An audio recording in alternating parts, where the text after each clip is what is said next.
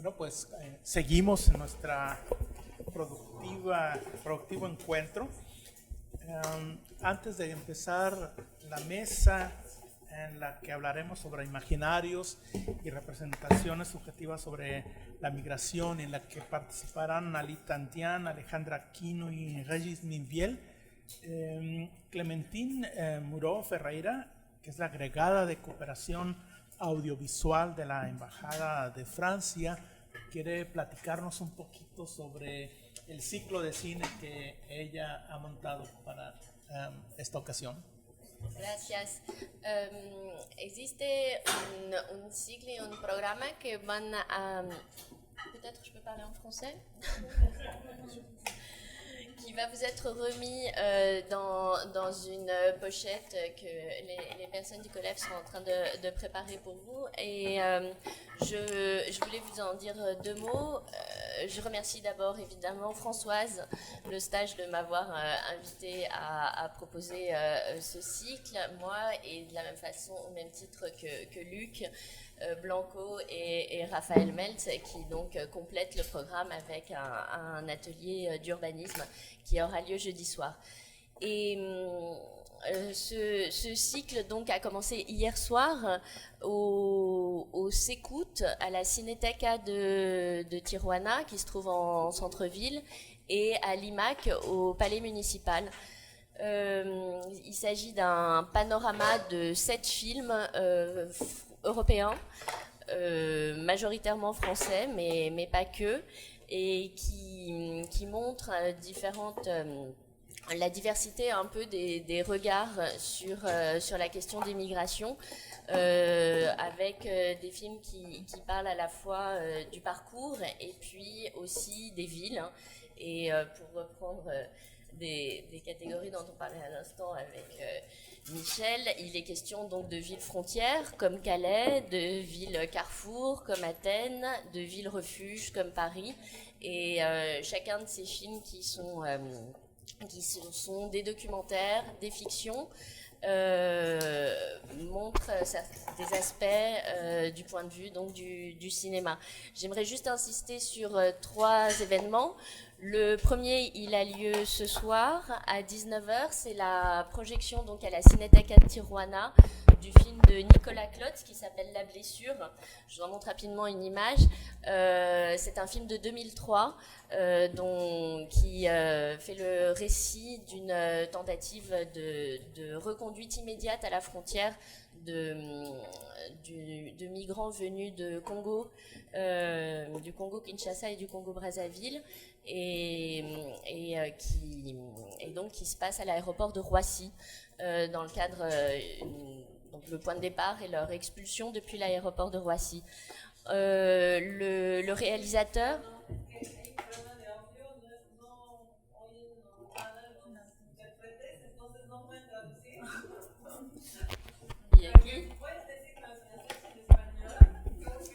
Allô. ¿Y aquí funciona?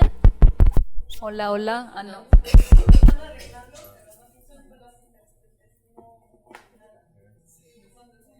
Ok, entonces estaba diciendo que el ciclo de cine tiene lugar en el centro de la ciudad de Tijuana, en la Cineteca del Secut, y también en el Palacio Municipal, en el IMAC, y que trátese de enseñar miradas de la parte de cineastas europeos, franceses y suizos, iraníes, portugueses, que trabajan sobre estas cuestiones. Hay 3 momentos sobre los cuales quería insistir. Hoy en la noche tenemos la función de La Herida, que es una película de ficción dirigida por Nicolas Klotz, que está presente con nosotros en Tijuana y que presentará la función y que estará disponible para un debate al seguir de la función hoy en la noche. Después, mañana, cuando en el final del día de trabajo aquí, Habrá otra función que es un documental y película experimental que se llama Les Éclats en francés, Estallidos en español, que es realizado por Sylvain Georges y que trata de Calais, que es la ciudad que ya que conocen y que fue referida como ciudad fronteriza con la Inglaterra. Y esta película será presentada por Raquel Schiffer, que es una investigadora en historia y estética de cine y que fue designada por Sylvain Georges, el director, para representarlo aquí y para poder contextualizar un poco su trabajo, que ella conoce muy bien. Y jueves, o sea, cuando terminaron el seminario aquí, nosotros tendremos una propuesta de un día especial de debate que empezará a las 9:30 de la mañana en el IMAC, el Palacio Municipal, con una función de extractos comentados. Habrá dos cineastas, Nicolas Klotz, que ya mencioné, un cineasta mexicano que se llama Ricardo Silva, que es el director de una película filmada en Tijuana, Navajazo, que tuve mucho reconocimiento aquí y también en Europa, donde ganó muchos premios. Y junto a ellos habrá dos investigadores, uno que estaba con nosotros hoy en la mañana, que es Guillermo Alonso, que presentará películas que tienen lugar en México, no solo de directores mexicanos, porque también habrá una mención al trabajo de Orson Welles en Touch of Evil, la película que hizo y que se pase en Tijuana, y una presentación de Delphine El Pagés, que está aquí con nosotros, sobre que es especialista de las cuestiones de migración, de la representación del migrante en el cine y el audiovisual egipcio. Y en la parte de la tarde tendremos una mesa redonda, pero para nosotros era importante dar la posibilidad a ustedes ver imágenes y tener un mismo socle, una base común para poder después hablar a partir de estas imágenes que habremos visto juntos. Y el viernes regresaremos en el Secut para dos películas que son de ficción, de Boris Lochkin, que se llama Hope, y de Robin Campillo, que se llama Eastern Boys, y que son dos narraciones a partir de experiencias de migrantes. Y quería estar muy feliz recibirlos en estas funciones y espero que se interese también por esta parte del evento. Muchas gracias. Muchas gracias, Clementina. Gracias. Pues seguimos con nuestra tarde de presentaciones. En primer lugar, nos presentará el profesor Alain Tandian. Alain es profesor en el Departamento de Sociología de la Universidad Gaston Berger en Senegal, San Luis, Senegal. Es especialista en la cuestión migratoria desde hace unos años. Es también miembro asociado del Centro de Antropología Social en Toulouse, en Francia, y es un colaborador científico del Centro de Estudios de la Etnicidad y de las Migraciones en la Universidad de Lieja, en Bélgica. Ali nos presentará una ponencia, una conferencia titulada Partir hacia un éxito evidente, la construcción de rutas migratorias a partir de representaciones. Okay. Gracias, señor. Disculpe, antes de empezar,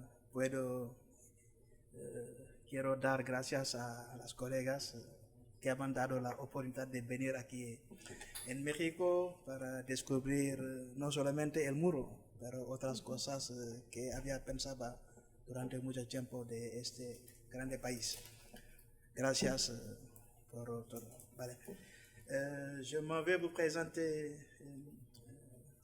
pas des migrations comme certains l'ont fait ce matin, mais je vais vous présenter les périphéries, on peut dire, les périphéries de la migration, c'est-à-dire que comment le voyage il est conçu, il est représenté, pas uniquement par des migrants, mais aussi des populations, familles et autres qui accompagnent des migrants symboliquement et à distance dans ce voyage, d'abord symbolique avant d'être en activité.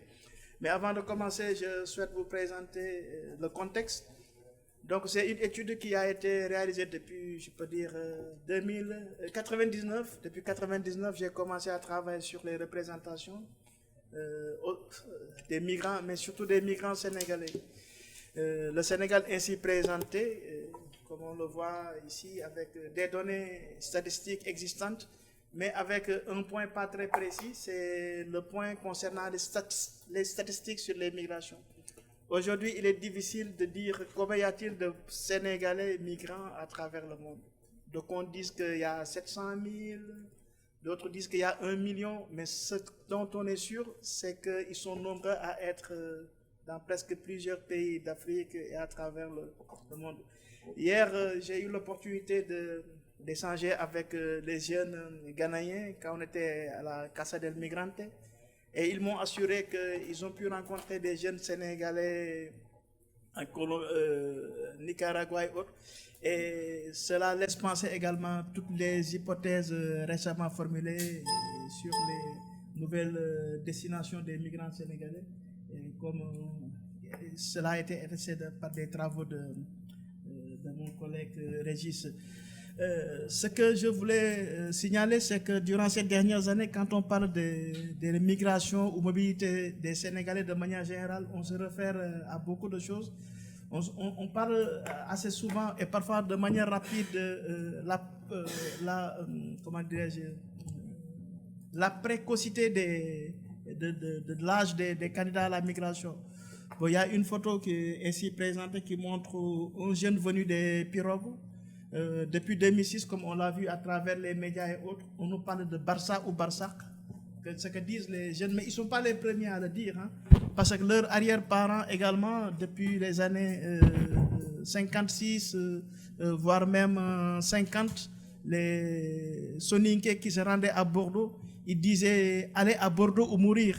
Donc en 2006, 50 ans ou 60 ans après, leurs petits-enfants, ils disent aller à Barcelone ou mourir. Ce qui veut dire que la question de la migration reste toujours une des préoccupations pour ces candidats à la migration. Mais ce dont on est sûr, c'est que durant ces 10 dernières années, la précocité de la migration est devenue très manifeste, comme le montre cette photo. Et il y a beaucoup de recherches qui sont revenues sur ces questions. L'autre élément, la deuxième photo, c'est au niveau de l'aéroport de Bango, à côté de l'université de Saint-Louis, 2006, où il y avait des jeunes, des candidats malheureux, qu'on pourrait appeler des petits retours, ou bien des retours malheureux, qui étaient rapatriés, comme on le dit aussi, expulsés, qui devaient revenir au Sénégal avec des sachets. C'est comme ce qu'on a vu hier à la Casa del Migrante, avec les petits box, avec une petite pomme, une petite bouteille d'eau, ok. Voilà. Et les autres recherches qui ont été développées récemment, ce sont les données statistiques. Même si on n'est pas très sûr de combien y a-t-il de migrants sénégalais ou autres qui sont partis ou revenus. Parce que comme vous le savez, les migrants, ils sont dans cette logique de brouillage, de papier, ils ne voyagent jamais avec leur passeport. Pourquoi? Parce qu'ils ne veulent pas que très rapidement qu'on les identifie et les rapatrie dans leur pays d'origine. Mais on sait que pour ceux qui ont pris les routes, ce qui a été présenté par Aruna et Françoise Florence ce matin, donc on a vu que les Sénégalais sont également constituent un effectif très important. D'autres photos qui montrent comment les gens essaient d'expliquer les migrations des Sénégalais. Bon, il y a une première photo qui nous montre les données démographiques, même si je ne suis pas très sûr, hein, parce qu'il n'y a que 14 millions de Sénégalais. Mais on nous parle de boom démographique parfois pour expliquer, mais je suis plutôt d'accord avec la dernière image qui montre faut pas rêver. Bon, je voulais montrer faut rêver, hein, mais j'ai fait exprès de dire faut pas rêver. Le faut rêver, moi j'ai été victime, je suis migrant, j'étais migrant, je suis fils de migrants, de parents migrants, donc ils avaient rêvé, j'ai rêvé. Je ne sais pas si mes jumeaux sont en train de rêver également, mais le rêve, il est là chez les migrants également. Mais l'autre élément fondamental, c'est les transferts d'argent. On nous parle souvent de transferts d'argent quand on parle de migration des Sénégalais. Et certains même vont jusqu'à évoquer des chiffres très importants pour expliquer. On nous parle de 842 milliards francs CFA, soit 1 milliard 438 millions 256 139 dollars envoyés par des migrants sénégalais en 2014. Une somme importante qui laisse penser également un effectif important. Okay? Et le dernier élément assez souvent évoqué, c'est que l'école ne fait plus fantasmer. Je parle très vite. Ok, d'accord. L'école ne fait plus rêver, okay, au niveau du Sénégal. Il y a pas mal de jeunes qui quittent l'école très tôt. Pourquoi? Parce que il y a un proverbe qui le dit, hein, avoir de la chance, c'est mieux qu'avoir une licence. Ça veut dire que pourquoi continuer à faire des études, avoir une licence, ne rien pouvoir faire, autant avoir la chance et pouvoir migrer. Autant d'éléments qui montrent que la migration est devenue aujourd'hui fondamentale pour les populations sénégalaises. Et aujourd'hui, nous ne parlons pas directement de la migration, mais nous voulons passer par le voyage pour essayer d'expliquer. Parce que le voyage, il est fondamental au niveau des populations sénégalaises. D'abord, dans le contexte social, religieux et culturel sénégalais, on va le retrouver dans mon exposé. Le deuxième élément, c'est que le voyage, il revient à travers les discours populaires, aussi bien chez les Alpola, Soninké, Wolof, on en parle. Et le troisième élément, c'est que le voyage comme un idéal de réussite. Okay? Il faut passer par le voyage pour acquérir des capitaux économiques, mais pas forcément. Parce qu'ici, on essaie d'analyser la migration sans nous focaliser sur l'aspect économique, mais le capital au sens de Bourdieu, capital social, culturel, qui permet aux uns d'acquérir un prestige social aux yeux de leur père. Donc, le premier élément à évoquer, c'est que aujourd'hui, la migration, c'est une des thématiques les mieux partagées, aussi bien à travers les réseaux sociaux, Facebook, MSN et autres. Assez souvent, on en parle WhatsApp, on en parle comment ça se passe là où vous êtes, est-ce qu'il y a moyen d'y venir. C'est des questions qui reviennent assez souvent. Pour d'autres également, c'est le bouche à oreille. C'est le bouche à oreille comme ça se passe ailleurs, quoi, pour expliquer. Est-ce que vous pensez qu'il y a toujours des opportunités en Espagne ou bien il faut trouver de nouvelles destinations? Autant de questions qui reviennent, mais ce qui revient le plus souvent, c'est que l'accueil chaleureux. Comment trouver un accueil chaleureux? Comment trouver du travail? Et est-ce possible d'avoir une réussite? Donc voilà les mots qui reviennent le plus souvent quand on interroge les réseaux sociaux, quand on demande aux gens quels sont les termes qui reviennent le plus souvent quand ils parlent avec des gens qui sont à l'étranger. Donc le voyage dans le contexte social et religieux, d'abord sur le plan social, le voyage il revêt une place fondamentale au Sénégal depuis plusieurs années.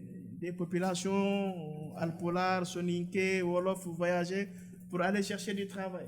Mais le voyage est également interdit pour certains. Par exemple, dans la société alpolar, on dit que la plus belle des femmes, c'est celle qui ne voyage pas. Okay? Donc la dimension sexuelle et spécificité revient pour valider ou non le voyage chez certains. Et pour d'autres, le voyage, il représente non seulement une nécessité, mais c'est une forme d'initiation, c'est une phase initiatique. Il faut voyager pour exister. C'est comme qui disait je selfie, j'existe, ou bien cogito ergo sum. Pour eux également, je voyage, j'existe. Donc si vous ne voyagez pas, vous n'existez pas. Et par le voyage, parce que vous allez découvrir, donc vous allez acquérir une certaine sagesse, vous allez acquérir un ensemble de capitaux fondamentaux. Sur le plan religieux également, les gens voyagent parce qu'ils se disent que oui, je dois le faire parce que l'autre l'a fait.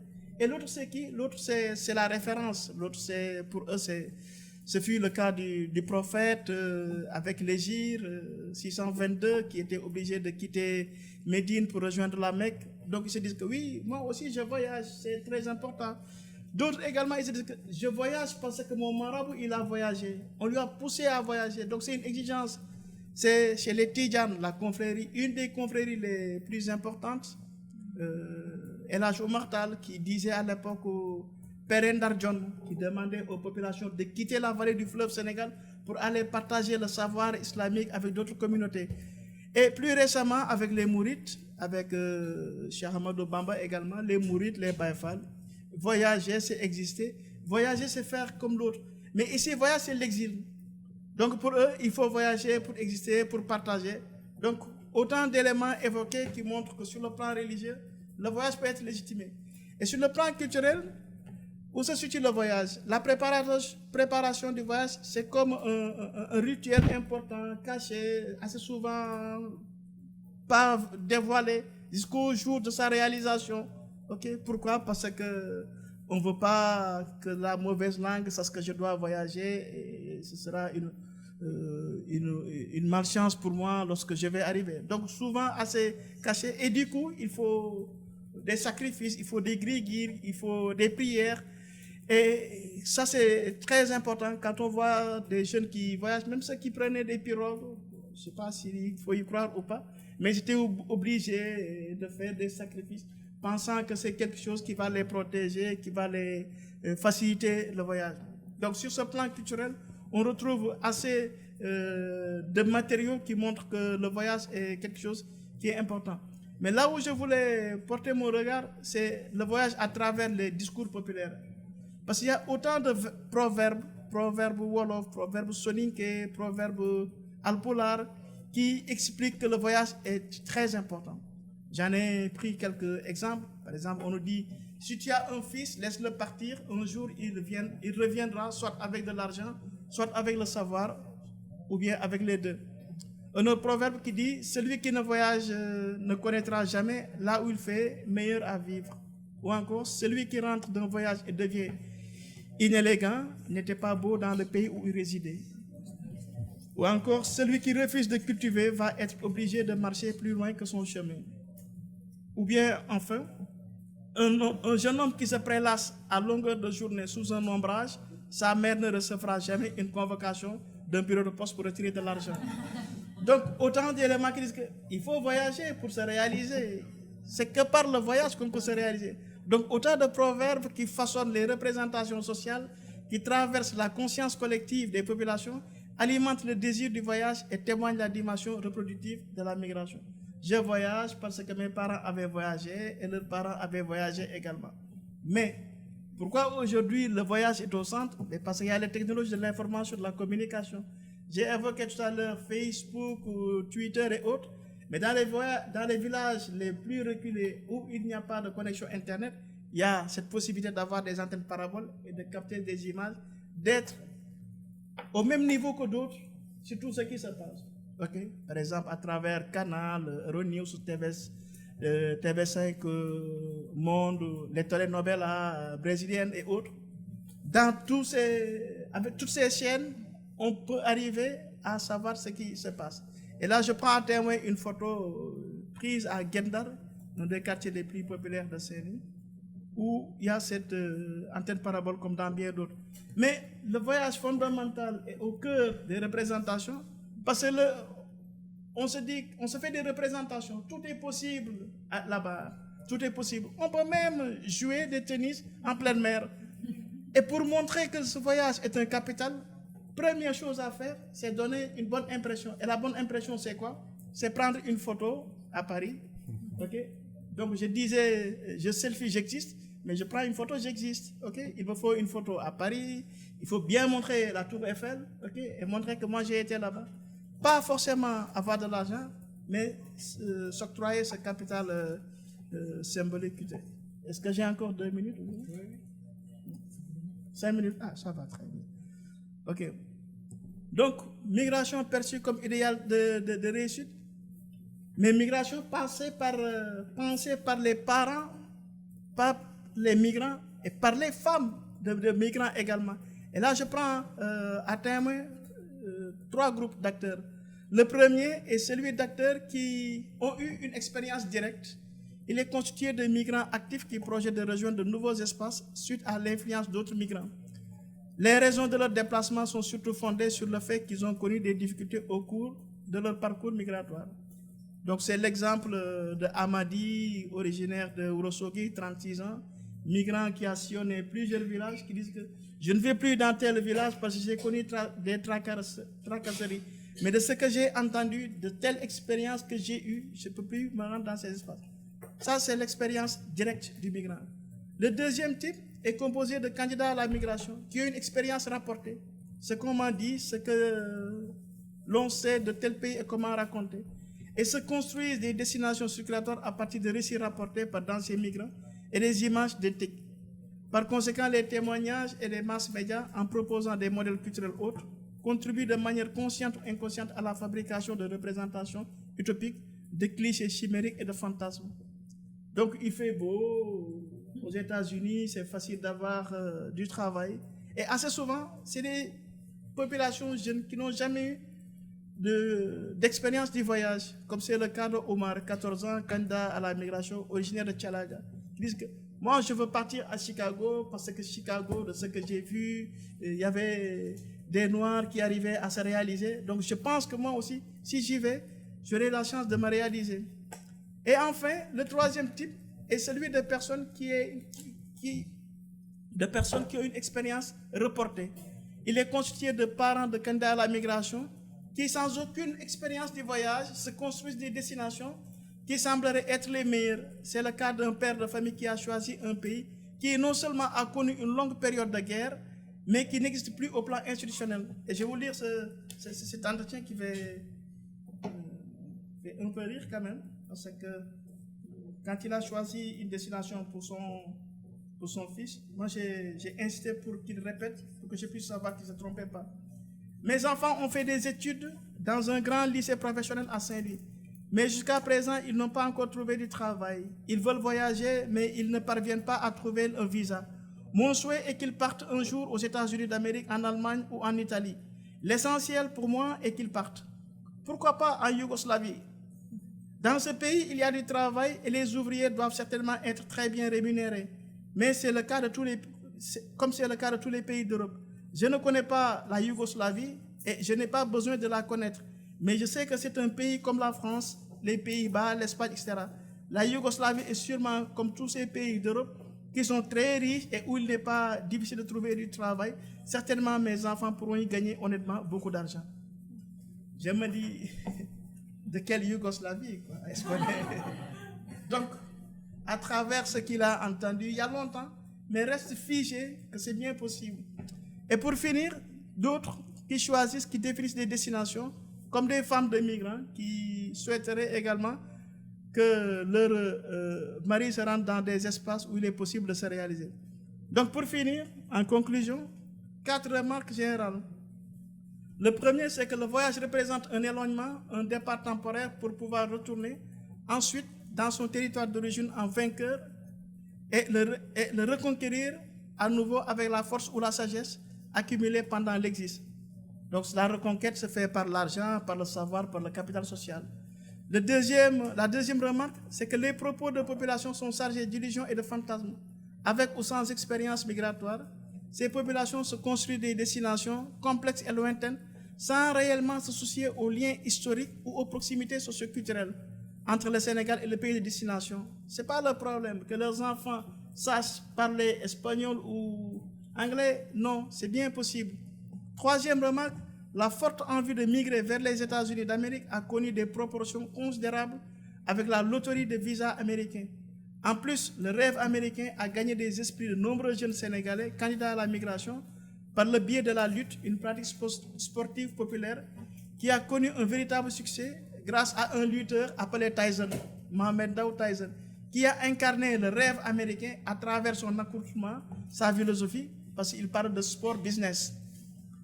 Donc on prend témoin ces photos en tant que lutteur, mais toujours habillé comme avec le drapeau américain et qui fait fantasmer. Quand on leur demande aujourd'hui, non, lui c'est un Américain, il vient, il gagne, il vient, il cogne et il rentre. Ok? Et cette loterie très présente à travers les rues de Dakar où on y voit pas mal de jeunes qui s'y rendent espérant un jour gagner. Et enfin, au moment où des migrations irrégulières se sont développées, rendant quasi impossible l'arrivée sur les côtes européennes de jeunes Africains, des travailleurs sénégalais à la retraite ou en phase de expriment leur disponibilité force de travail à l'Espagne après plusieurs années de dur labeur. C'est le cas de ce monsieur que nous avions rencontré. Voilà, merci beaucoup.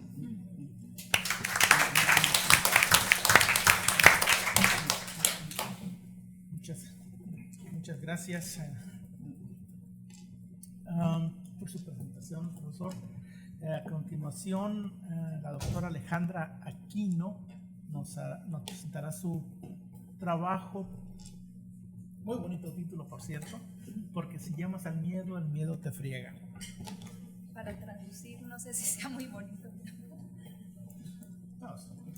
La ilegalización de los trabajadores migrantes y sus efectos en las subjetividades.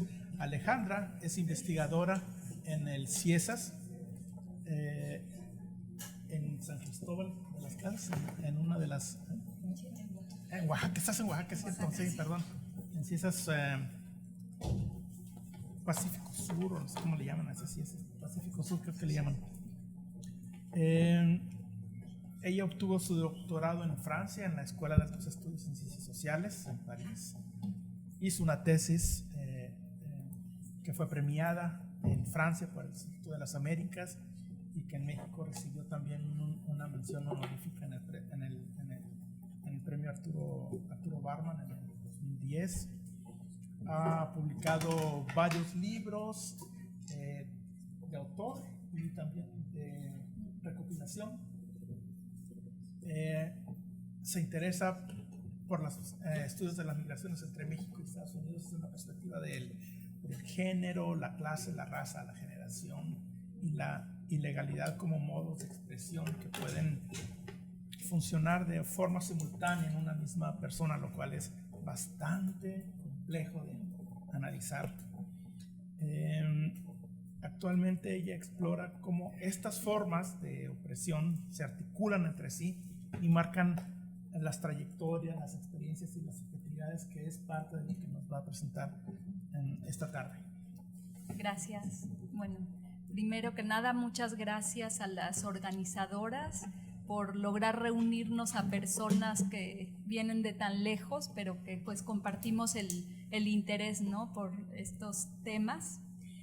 Bueno, lo que voy a presentar en esta mesa es parte de un artículo en el que intenté explorar de qué forma la ilegalización de los migrantes impacta la vida y las subjetividades, en particular de jóvenes y no tan jóvenes, oaxaqueños y chiapanecos, a quienes que están en Estados Unidos y a quienes se les ha negado la posibilidad de establecerse de forma regular. En particular, me interesa visibilizar de qué forma el régimen de deportación a través de las leyes y de diferentes técnicas de control, como por ejemplo la prohibición de obtener una licencia, producen subjetividades marcadas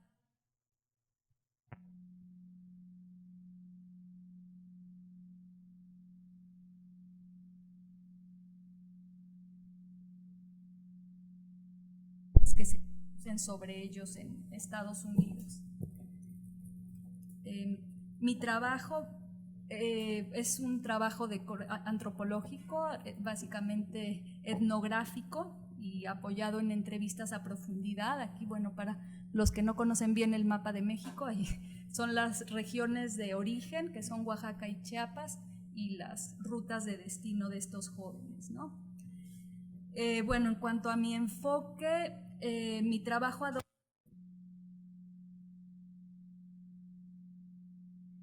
que han desarrollado ya muchísimos autores, ¿no? Entre ellos Nicolás de Génova, por solo mencionar uno, ¿no? Esto significa que enfoco la ilegalidad como un estado producido por la propia ley, un estatus jurídico.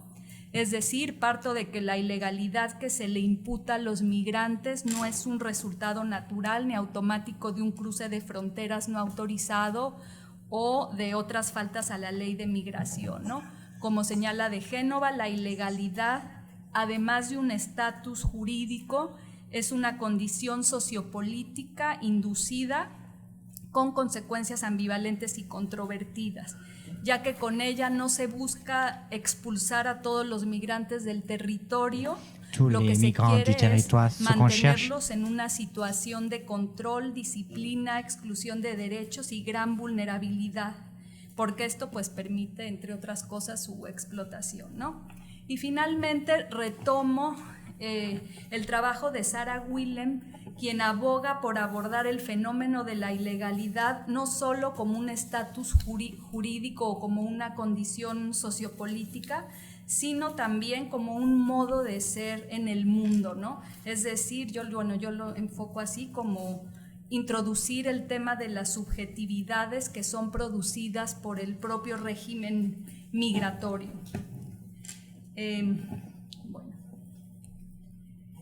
La criminalización de los trabajadores migrantes por su estatus migratorio ha tenido pues graves consecuencias sobre las subjetividades de estas personas, entendiendo por subjetividades las emociones, percepciones y aspiraciones a partir de las cuales ellos dotan de sentido su mundo y su acción y se comunican con los otros, ¿no?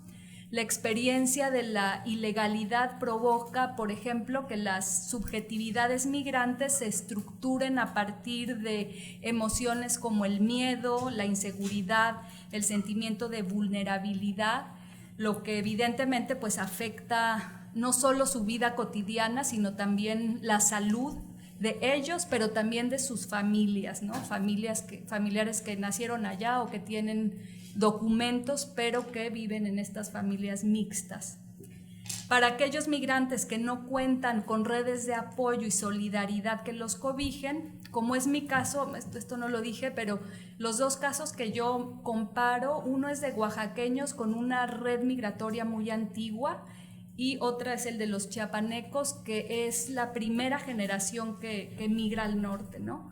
Entonces, en el caso de los migrantes chiapanecos, pues el miedo domina con más fuerza, ¿no? Como explica Pedro, que es a un señor o joven que entrevisté antes del año de haber llegado, y él me decía, los primeros días pues vas a la calle, pero siempre estás con miedo, porque sabes que no eres legal y la gente te dice que si sales a la calle encuentras la migra, te levantan, te echan para atrás y todo ese miedo que está ahí, toda esa pena que tiene uno por no tener sus papeles, pues se te tiene que quitar poco a poco.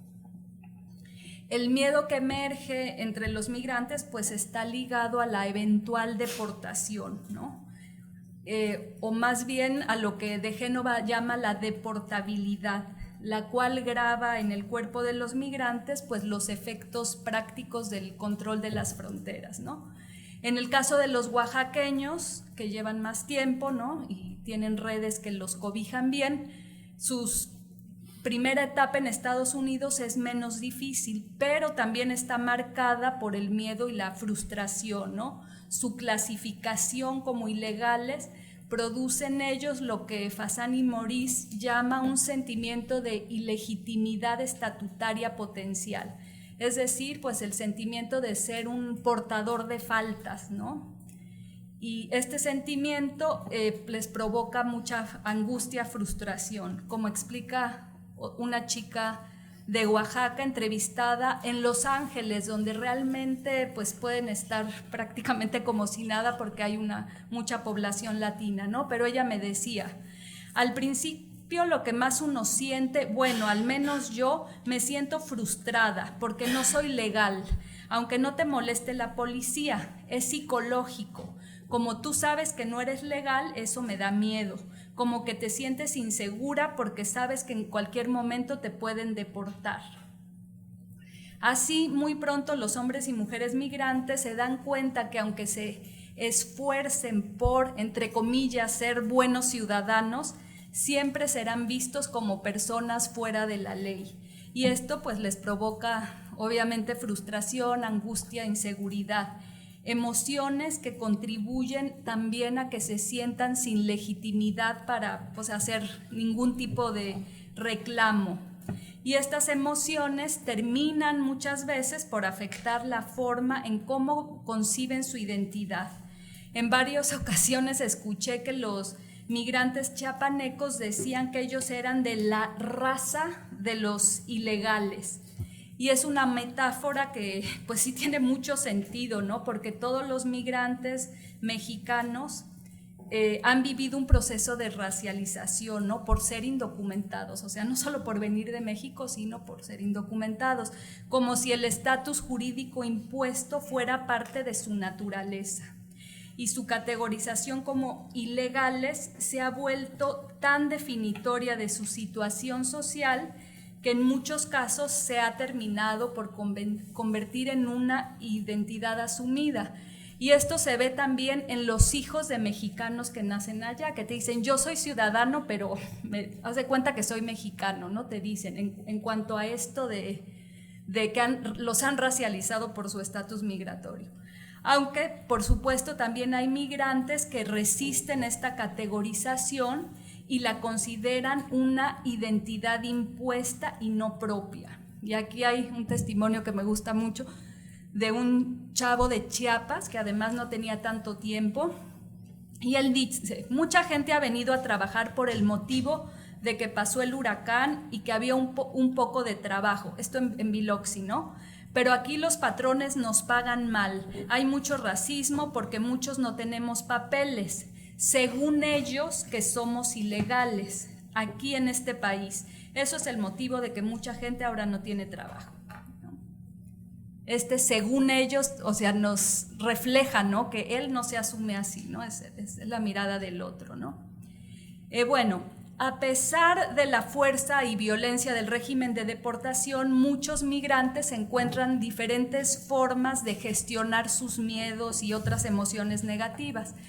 Una medida muy frecuente es el encierro y el aislamiento, ¿no? Como explica un joven de Chiapas, entrevistado, también recién llegó. Él decía, yo al principio me la pasaba encerrado, prefería no salir por el miedo que tiene uno de que le encuentre la migra.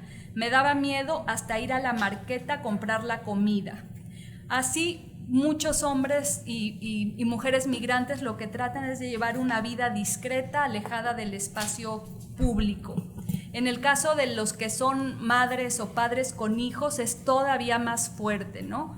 Y aquí está el testimonio de una joven madre que me decía, por eso no salgo, yo de mi casa al trabajo y cuando es necesario ir a comprar el mandado, pues lo compro para toda la semana o quincena, pero pasear no salimos. Así está acá, es como que estuviéramos encerrados en la cárcel, porque acá del trabajo a la casa, del trabajo a la casa, y vamos a comprar el mandado o a lavar ropa, pero ahí con miedo de que nos pare la policía o alguien.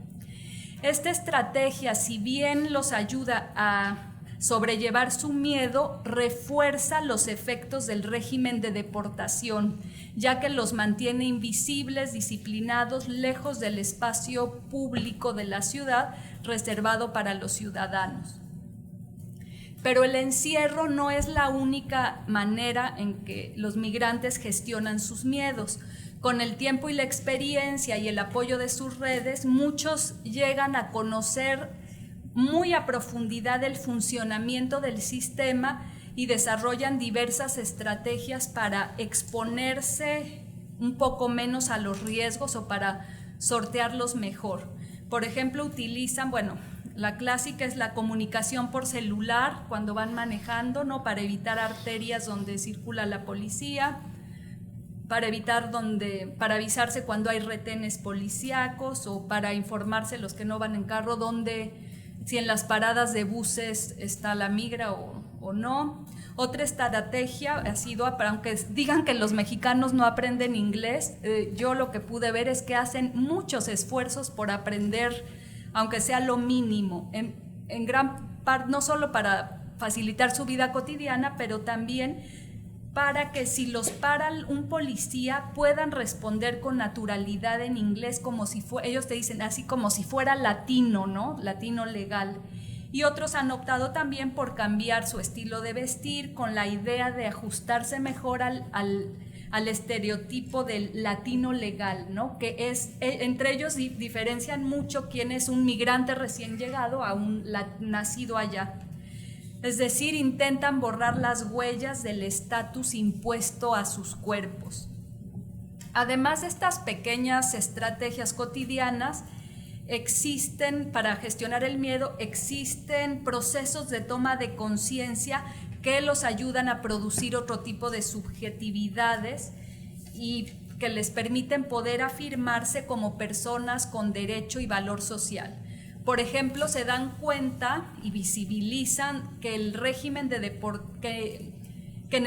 de deportación el miedo tiene la función de intimidarlos y de disciplinarlos, como explica uno de los migrantes ya tiempo después. Bueno, en realidad no es que haya tantos peligros, sino que es pura, no sé cómo te dijera, es para meterte miedo. Los mayordomos o los mismos compañeros te dicen, te cuentan cosas para que tú te intimides y digas, no salgo, no voy a la calle, no voy para allá. O sea, lo que hacen ellos es que te meten miedo, te aplacan. ¿Sabes para qué? Para que entonces tu mente, tu conocimiento no vaya más allá. Tratan la manera de que te estanques ahí.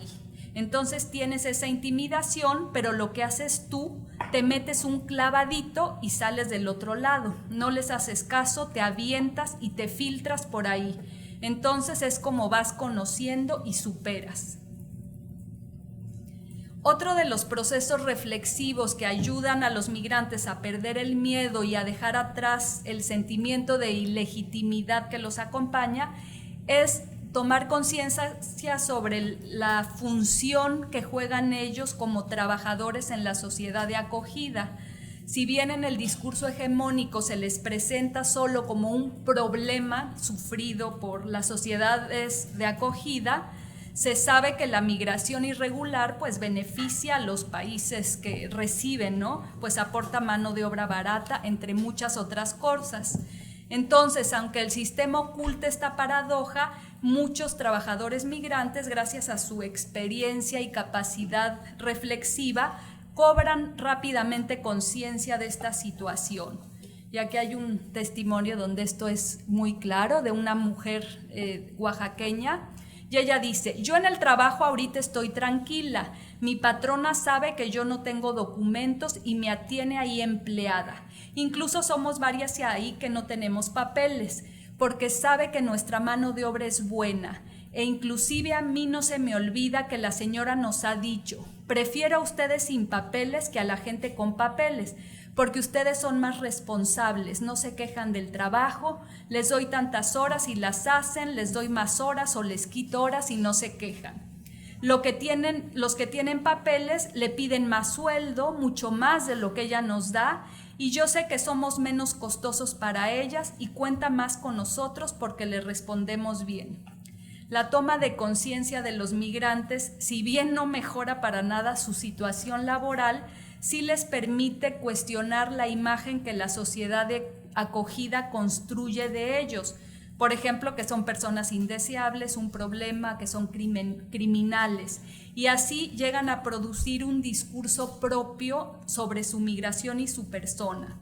Como explican otras mujeres también oaxaqueñas, zapotecas, dice, yo creo que no le quitamos los trabajos porque un americano no va a hacer lo que hacemos nosotros. Ellos se sientan y ordenan y desgraciadamente es un indocumentado el que les sirve, el que les pinta su casita, el que les limpia su casa, el que va y les trabaja en su fábrica. Así que ellos al contrario, salen más beneficiados para lo que ganan y lo que nos pagan. Otra mujer dice, dicen que nosotros los indocumentados ya no tenemos derecho de estar aquí, que somos unos como criminales, que venimos nada más a invadir su territorio, pero sin embargo, sin nosotros no es nada este país, así de simple. Bueno, además de las leyes migratorias que ilegalizan a los trabajadores migrantes, existe todo un entramado de leyes y restricciones administrativas que dificultan su vida, restringen sus proyectos a futuro y los orillan a caer en prácticas que también son consideradas ilegales y que por lo tanto los criminalizan doblemente, ¿no? Una de las restricciones, es en la única que me voy a centrar por motivos de tiempo, es la de no poder tramitar una licencia de conducir, ¿no? Lo que ha obligado a muchos a caer muy a su pesar en un nuevo delito, ¿no? No es un azar que gran parte de las leyes promulgadas en los últimos años restrinjan en diferentes estados la posibilidad de obtener licencias de conducir o documentos de identificación. Y pues allá para muchos migrantes es indispensable contar con una licencia porque no hay buen transporte público y las ciudades están diseñadas para moverse en carro, además viven en barrios alejados, tienen horarios de trabajo complicados y muchos dependen de sus vehículos para trabajar. Como explica un joven chiapaneco, dice que son campesinos ellos en sus tierras, dice, aquí en los Estados Unidos no tener carro es como si en México no pudiéramos agarrar machete, porque aquí sin carro nosotros no podemos trabajar porque donde uno trabaja queda lejos, ¿no? Manejar sin papeles y sin licencia refuerza las emociones de miedo y vulnerabilidad, ¿no? Como explica una joven, el problema de tener un carro y no tener licencia es pues que te la andas rifando todos los días, o sea, no tienes licencia, no tienes documentación por estar acá y pues ahora sí con miedo, pero tienes que manejar porque hay que comer, pero te llega a agarrar el policía y pues ya ni modos, aguántate lo que venga, el ticket, la cárcel, pues ya qué, porque a eso estamos expuestos porque no tenemos licencia, no tenemos papeles, no tenemos nada. Al ponerse frente al volante, los migrantes saben que la posibilidad de toparse con la policía aumenta considerablemente y que cualquier incidente o error, como ellos le llaman, puede desencadenar una serie de acontecimientos fatales, ¿no? Como multas, obligación de pasar ante corte, confiscación de automóvil, encarcelamiento y hasta una deportación. El caso de Abel, que es un chico, nos puede ayudar a ilustrar un poco este tipo de situaciones que enfrentan los migrantes cuando manejan. Tiene 27 años, llegó a los 12 años a Estados Unidos, es padre de 4 niños, llegó siendo menor de edad, luego se casó con una ciudadana americana, una oaxaqueña, pero pues no ha podido, a pesar de que están casados, arreglar sus documentos, ¿no?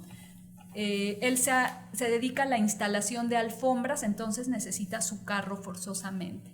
A él la policía lo ha parado 3 veces, una vez porque no servía uno de sus faros, la otra por exceso de velocidad, pero dice que se pasó así, no iba rápido, se pasó de porque tienen como detectores de velocidad y fue mínimo, ¿no?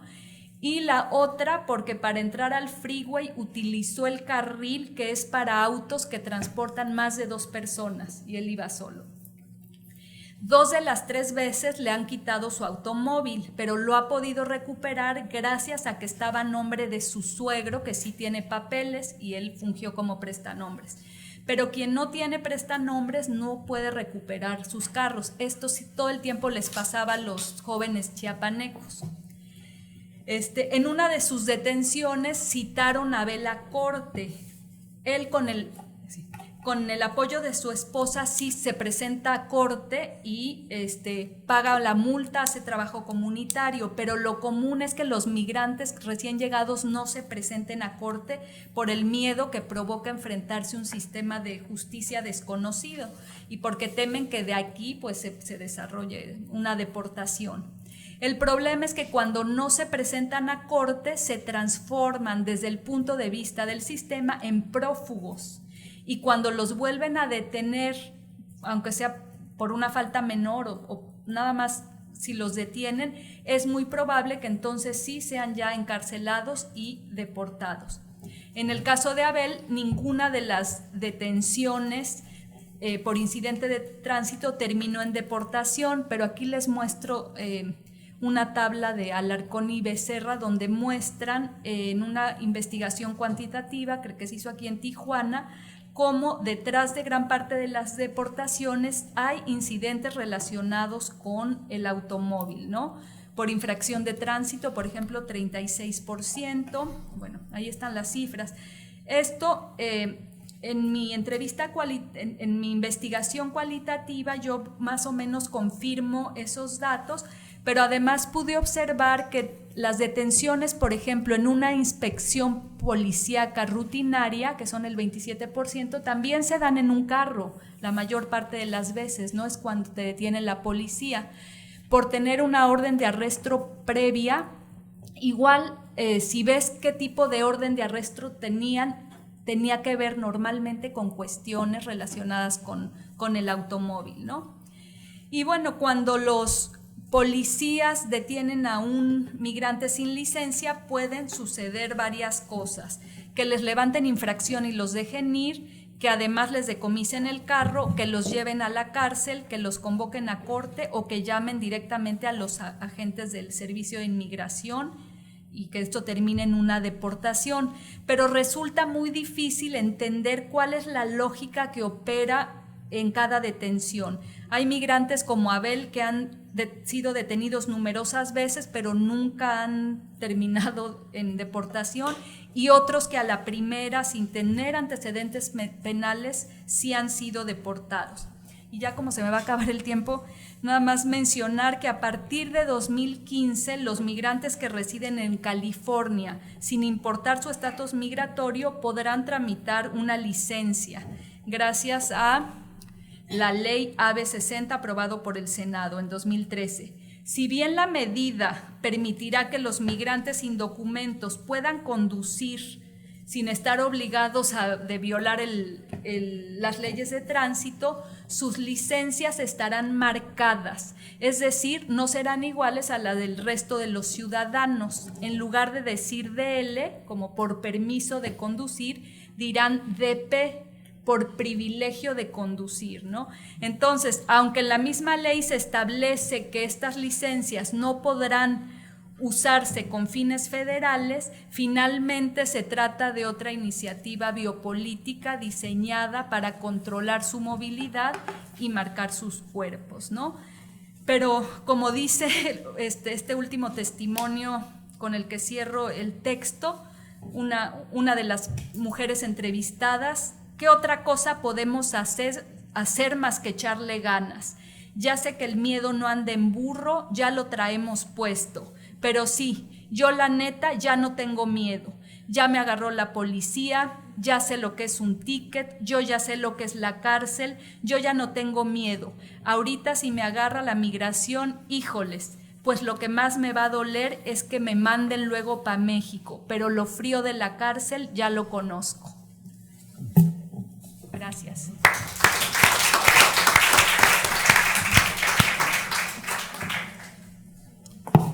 Muchas gracias, Alejandra. Falta una estrellita amarilla, ¿no? En la licencia.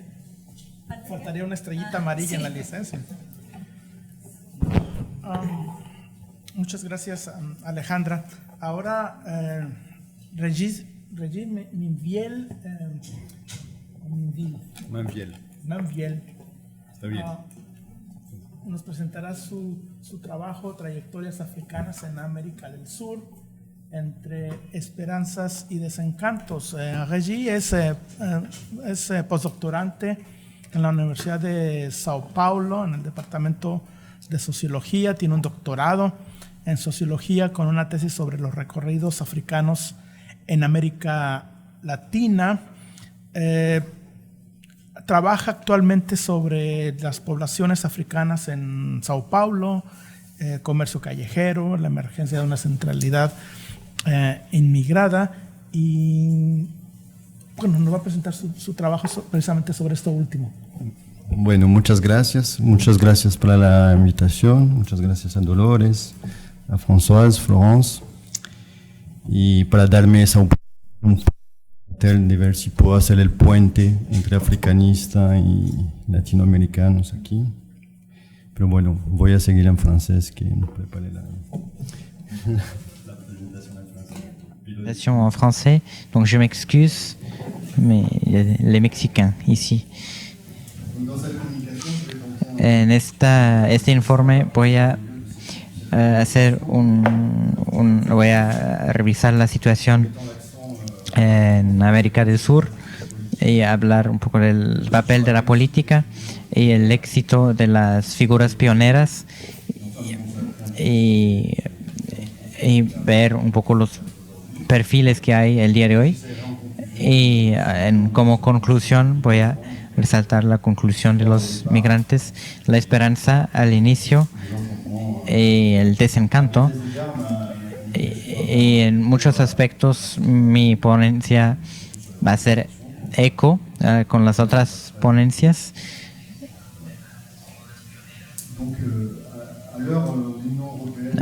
Si l'Union européenne externalise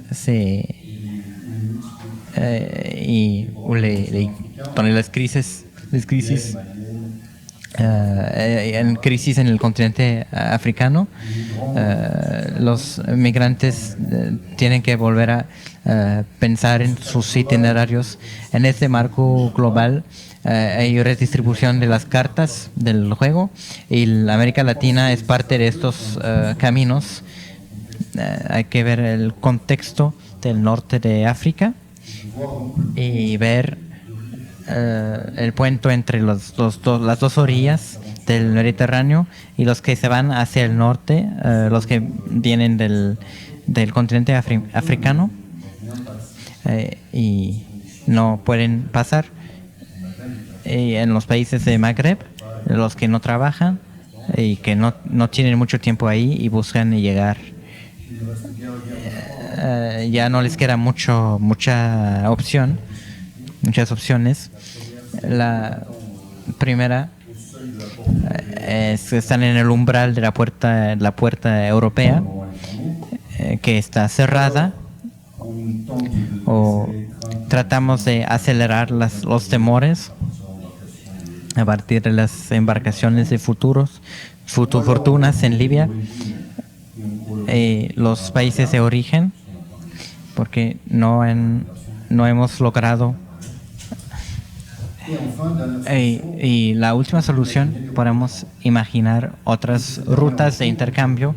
Esta última opción fue retenida por los migrantes de Mali en los años 90 y decidieron dar otro enfoque a su recorrido en América Latina.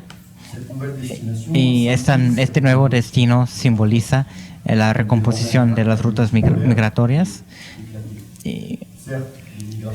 Las migraciones son antiguas, pero se basan en un sistema de intercambios regionales. Hoy son multidireccionales y encarnan más este sistema.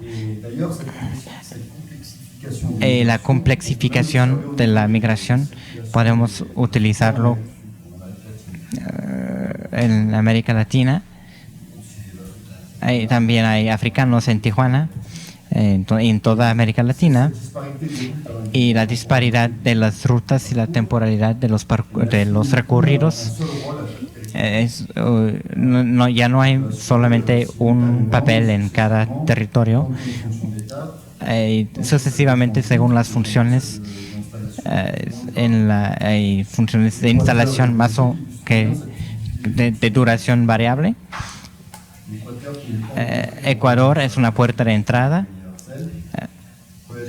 y también puede ser país de tránsito hacia Brasil o Argentina, que para el norte del continente pensamos en la ruta que lleva hacia Estados Unidos, pero es más o menos largo.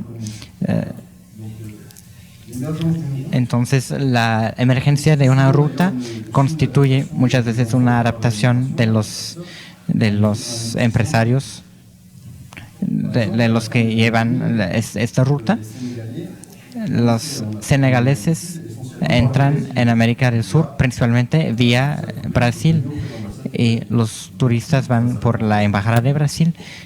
Frente al aumento del flujo, el presidente de Brasil propuso una disminución de las visas, y con eso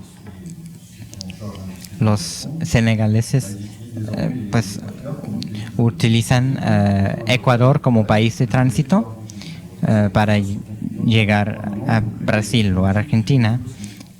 Entonces aquí evoluciona también, pero más allá, no voy a hablar tanto de la política,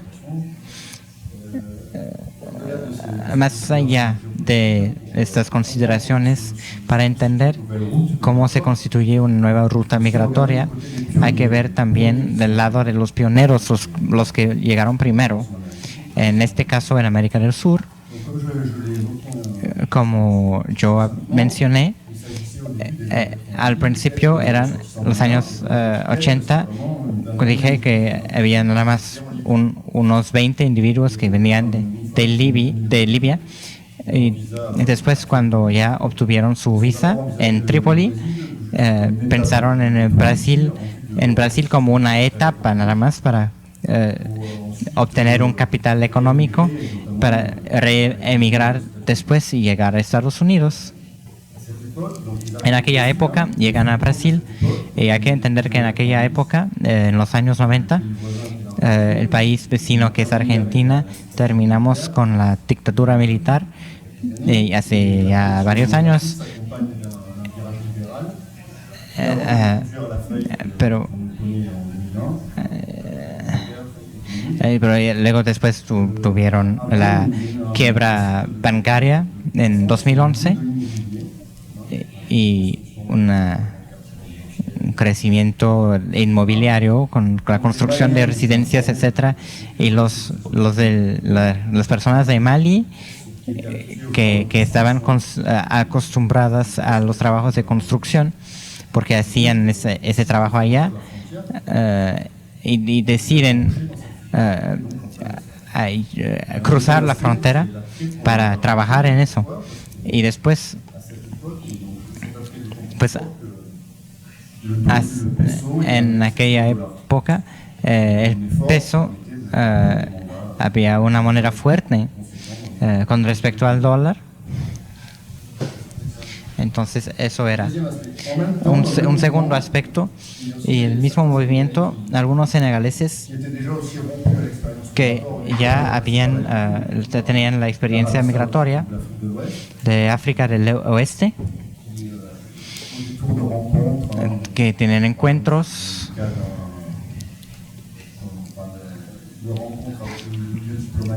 con miles de diplomatas, y en aquella época había una embajada argentina en Senegal también que permite llegar a Argentina, o la marina comercial que cuenta que Buenos Aires era una ciudad como una ciudad europea con un modo de vivir muy lujoso. Entonces eso atraía a varios que tenían la idea de irse. Entonces los que llegaron a Argentina conocieron cierto éxito que concretizaron a través de los proyectos inmobiliarios, también muchos matrimonios, y eso va a desempeñar un papel importante porque eso va a crecer en la segunda mitad de los años 2000, un segundo flujo que va a ser la mayoría del flujo africano en Argentina. Se estima en 2012 5.000 personas, de los cuales 3.000 son de Senegal, en Argentina. Este mecanismo hemos podido constatar en constar en esta parte del mundo. Son las figuras pioneras, porque esos pioneros imprimen modelos de éxito para las futuras generaciones. Entonces podemos ir más lejos y podemos ir a Dakar, Picha. Esta búsqueda siempre se confunde generalmente con una búsqueda de lo otro. la reestructuración del mercado de trabajo, el desempleo, y también las crisis políticas, y eso es para los jóvenes una oportunidad para escapar a un estancamiento cultural por la falta de progreso, y para calificar a la migración internacional. En Camerún se escapan a su tierra. Hay un sentido de progresión que se describe como un aspecto de su existencia que debe llevar a una afirmación. Ese deseo de afirmación de sí mismo es una muestra de solidaridad, y hay una cohesión social en el grupo, y eso es cada vez menos el caso, y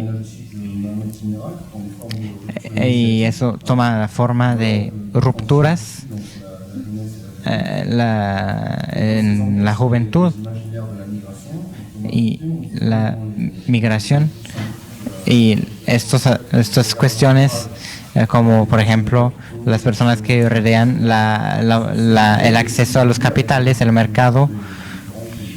Eso va con el retorno triunfante de los que regresan al país.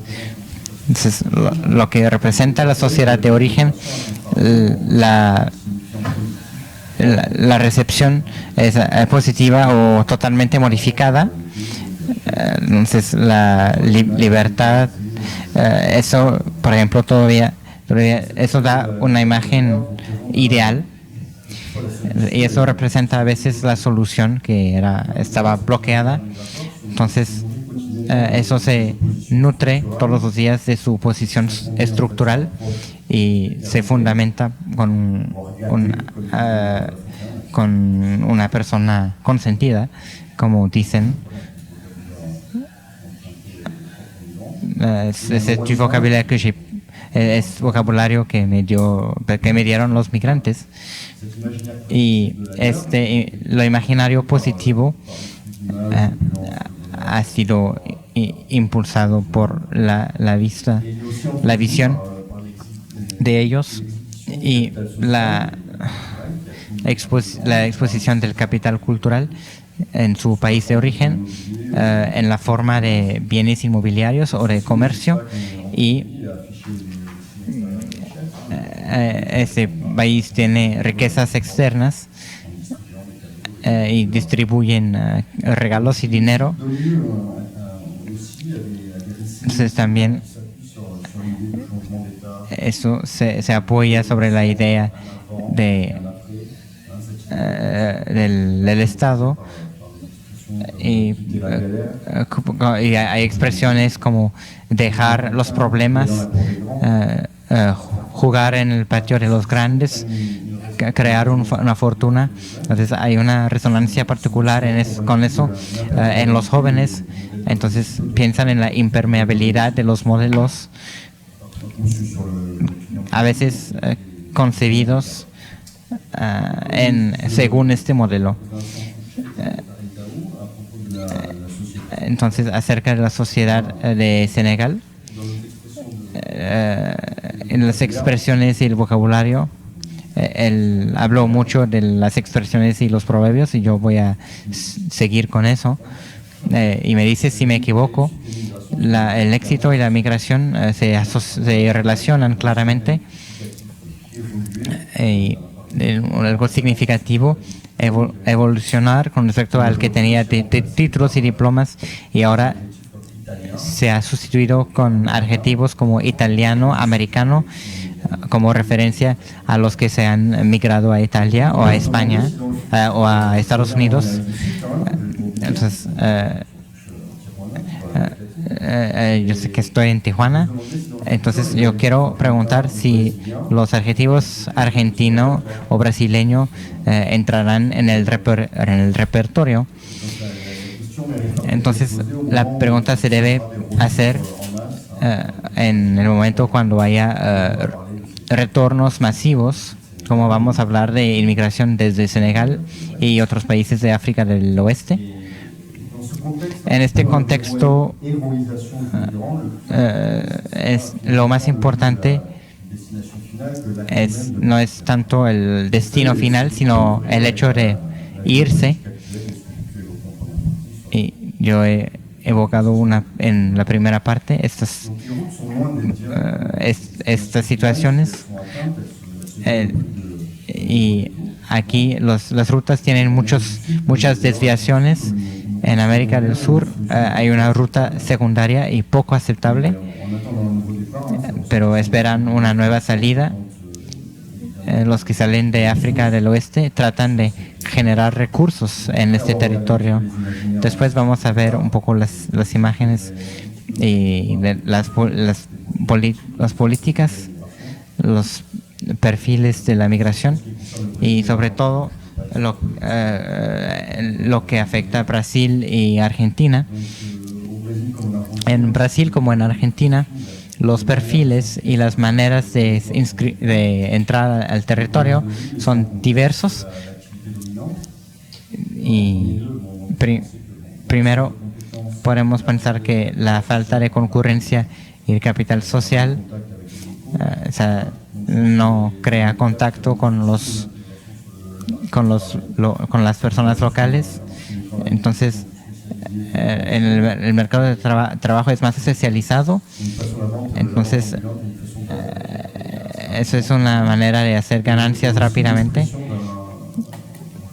Y también la expresión de una reproducción de un ideal migratorio.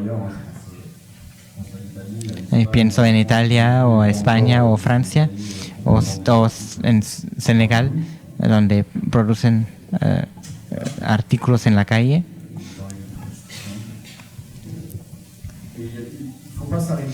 Entonces no hay que detenerse en esa visibilidad, porque obviamente cuando nos paramos en un lugar, lo primero que vemos es a los que están en la calle, y donde en Argentina donde la presencia negra es muy visible, pero hay que buscar un poco más allá de esa realidad para tratar de ver otros perfiles. Y estas otras actividades, por ejemplo, podemos hablar de Brasil. Algunos van a hacer incursiones en el sector avícola y en Río Grande del Sur. Hay varias empresas de aves con exportaciones hacia el Medio Oriente y quieren una mano de obra musulmana para garantizar la calidad. Entonces la religión es un recurso para los senegaleses, también para los palestinos y otros. Sin embargo, son salarios muy bajos y condiciones de trabajo muy malas. Deben sacar 2.000 pollos por hora, y muchas veces los senegaleses, después de haber experimentado con esas situaciones, se van a la calle porque es menos terrible y da tanto dinero al final de cuentas.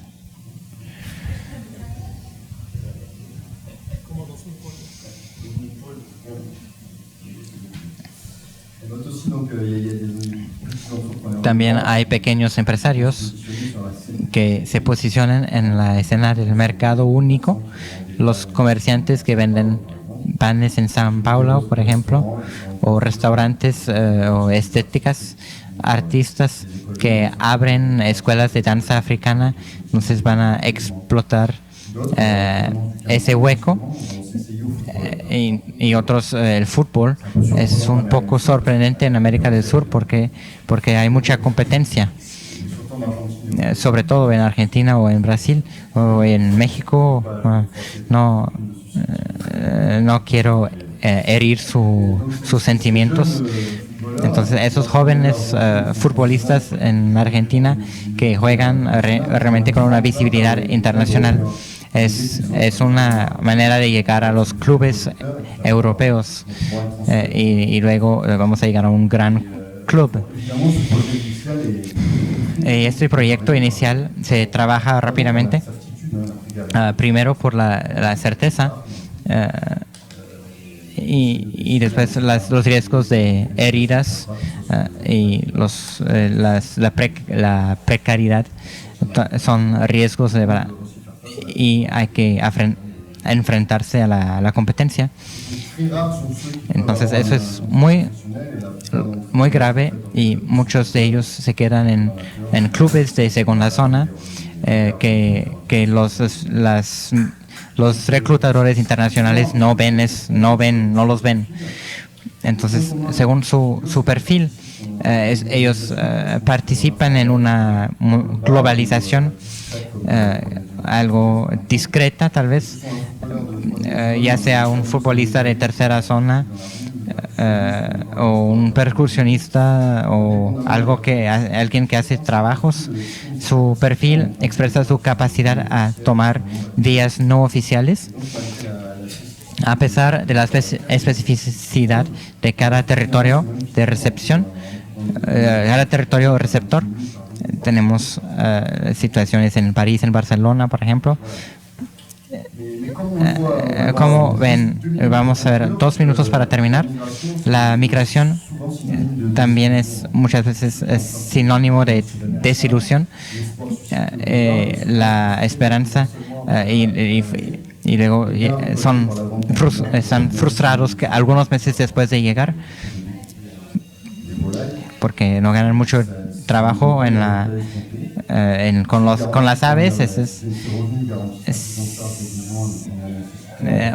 Aunque cubre por lo menos las primeras necesidades. Entonces hay un fuerte sentimiento de su destino frente a la crisis económica, una devaluación importante del real y del peso.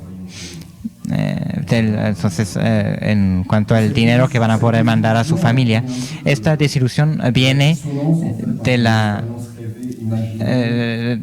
diferencia entre la experiencia soñada al principio y la experiencia vivida. En realidad, la experiencia real en la sociedad receptora, los que van a la migración, los migrantes tienen esa imagen de Brasil y de Argentina. En Argentina, los migrantes y los reclutadores lo describen primero como una tierra de América, porque es lo que simboliza esta expresión, si es posible, una ampliación, la prosperidad de América. Y el candidato al principio es un poco escéptico y dicen porque Argentina y Brasil están muy lejos de América, y el reclutador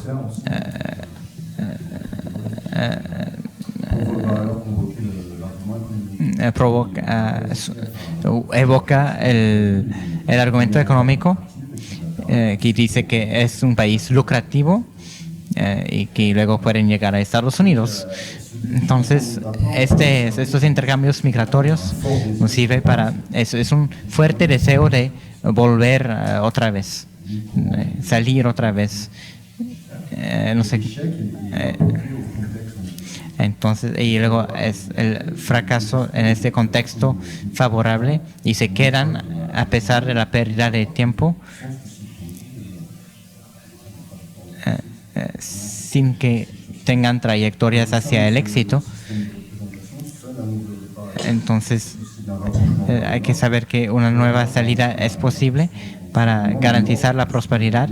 Los que llegan al norte llegan bajo este peso.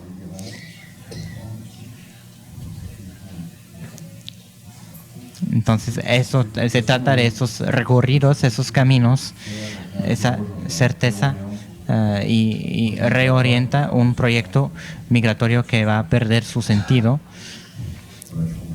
Y les agradezco.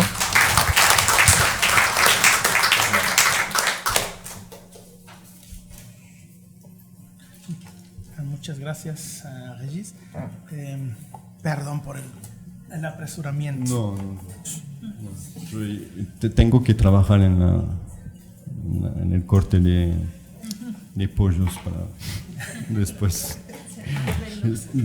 entender lo que es ser apresurado. Me han pedido a mí que haga algunos comentarios sobre estas presentaciones y voy a hacer comentarios según mis propias apreciaciones de esto, o sea que no voy a seguir las presentaciones. No es cierto. Ayer estuvimos platicando Liliana Rivera, Dolores París y yo en un programita que tiene aquí el COLEF de divulgación a propósito de la reunión esta, sobre los temas de esta reunión.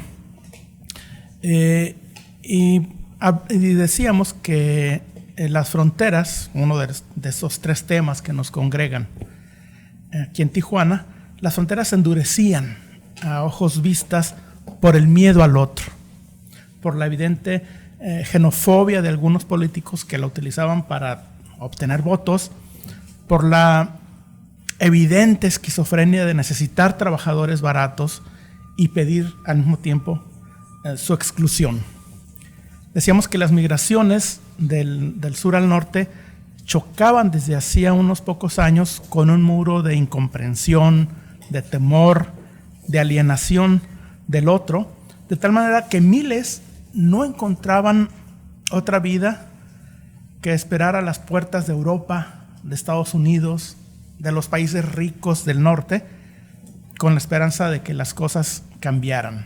No sabemos bien a bien cuándo ni cómo. David en la mañana hablaba del fantasma que recorrió Europa y yo justamente pensaba en eso también, el fantasma que recorrió Europa en el siglo XIX, que Marx y Engels socarronamente decían que era el comunismo. Ahora, al parecer, recorre no solo a Europa, sino el mundo entero bajo la forma de las migraciones. Si las fuerzas de la vieja Europa se unían para acosar ese fantasma, ahora parecen unirse para combatir el fantasma de las migraciones. Las fronteras que parecen cerrarse en el norte no tardarán también en cerrarse en el sur. Regis nos muestra en su trabajo cómo algunos migrantes africanos, teniendo como referente lo que llama el dorado mítico, se empeñan en una migración aparentemente escalonada para llegar a Estados Unidos, pasando por Ecuador, Brasil, Argentina. La movilización de estos flujos no se da de manera fortuita. En buena parte, el imaginario del dorado es explotado por los coyotes, enganchadores, traficantes de personas para obtener un provecho económico de la necesidad de las familias viviendo en la desesperanza económica y social de estados a todas luces fallidos. Y la cultura local, que sanciona positivamente la reciprocidad por la ayuda recibida para migrar, se ve truncada, se ve cortada por las duras condiciones económicas de los países que eran solo una escala, pero que se convierten en una trampa de la cual es muy difícil escapar y que termina por doblegar las voluntades más firmes. No hay cómo mandar dinero de regreso a las familias, ni siquiera para pagar las deudas contraídas para que uno de los miembros de esta familia emigre. Ese drama espectacular y doloroso se convierte en un modo de vida para migrantes que se convierten a su vez en vendedores callejeros, en comerciantes de poca monta, en degolladores de pollos. Realmente me impresionó que alguien pueda al mismo tiempo, cada 2 segundos, degollar un pollo e invocar el nombre de Alá al mismo tiempo. mano de obra barata, en el mejor de los casos asalariada por una miseria. Sociólogos, antropólogos, que somos yo creo que la mayoría de los que estamos acá, supongo, no estamos preparados para enfrentarnos en el trabajo de campo al sufrimiento de las personas, ni personal ni profesionalmente. La primera vez que un entrevistado se me soltó llorando en el trabajo de campo, yo no supe qué hacer. Me quedé petrificado esperando que la señora terminara de llorar. Y sin embargo, para quienes hacemos trabajo de campo, eso se está volviendo ya una constante. Cada vez me pasa más frecuentemente. El sufrimiento social e individual es un tema, creo yo, al que debemos de prestar más atención, sobre todo cuando tratamos de entender los procesos migratorios. Esto queda claro, me parece, en la presentación de Alejandra. La construcción de la ilegalidad como estrategia de subordinación por parte del Estado, de agentes sociales, del sistema de justicia, que es el caso que analiza Alejandra, es sintomática de una parte del mundo que saluda con entusiasmo el tribalismo. Las personas acostumbradas a la uniformidad cultural temen la llegada de personas que son diferentes. Por eso, para los otros, para los que llegan, tiene consecuencias económicas, salarios bajos, sociales, aislamiento, soledad, y psicológicos, temor, inseguridad, ansiedad, estrés. Como personas somos complejos y contradictorios, y nuestros sistemas económicos, políticos, culturales también lo son. La complejidad de las migraciones, de los mercados de trabajo, la cultura política, los desafíos demográficos, ya los expuso, me parece muy bien en la mañana Agustín Escobar. Yo solo apunto que el factor del mercado de trabajo es desde mi punto de vista todavía central y relevante, a pesar de una economía extractivista y expulsora en el sentido que lo entiende Saskia Sassen. Me parece que la extracción y la expulsión tienen límites. No se puede extraer y expulsar indefinidamente. Desgraciadamente, yo he escuchado a Agustín Escobar en otras ocasiones y esta vez solamente lo apuntó en la parte muy final de su exposición. Entonces no se puede extraer y expulsar indefinidamente. Y sin embargo, millones de expulsados económicos y políticos se arriesgan en el Mediterráneo, en Arizona, en el Caribe, ciertamente para encontrar los medios de una vida mejor, pero cada vez más simplemente para salvar la vida. Salud. Los millones que han huido de Siria han hecho que se ponga el acento en los refugiados, pero esa brutal tragedia es solo una pequeña parte del cuadro más amplio. Más de 240 millones de personas en el mundo son migrantes internacionales. Los refugiados serían más o menos el 10%, 11% del total. Y obviamente, sin querer minimizar el enorme sufrimiento que implica, me parece que los migrantes económicos no pueden salir de ese cuadro terrible. Ana María Chávez lo relacionó hace rato. Los migrantes del Triángulo Norte de Centroamérica, que frecuentemente los pensamos como migrantes económicos, salen al mismo tiempo para salvar su vida. Ali, Regis y Alejandra me hacen pensar cómo la cultura y la transmisión de la cultura tienen un sentido que, como dice Agnes Heller, posibilita enfrentar la dureza del mundo. Los proverbios, los refranes de los que nos habló Ali, lo mítico del Dorado de Regis y la experiencia compartida del miedo son experiencias que se convierten, experiencias compartidas que se convierten en herramientas de la sobrevivencia. Y aunque no es tan evidente en las tres intervenciones, a mí me parece que subyace también en estas tres el sufrimiento. sufrimiento social y el sufrimiento individual. En la mañana el profesor Michel Ayer, nos advertía de no caer en la construcción del migrante como víctima. Yo estoy absolutamente de acuerdo con eso. Creo que estar advertido de ello es muy importante para no dejar de ver en nuestras investigaciones la agencia de los migrantes.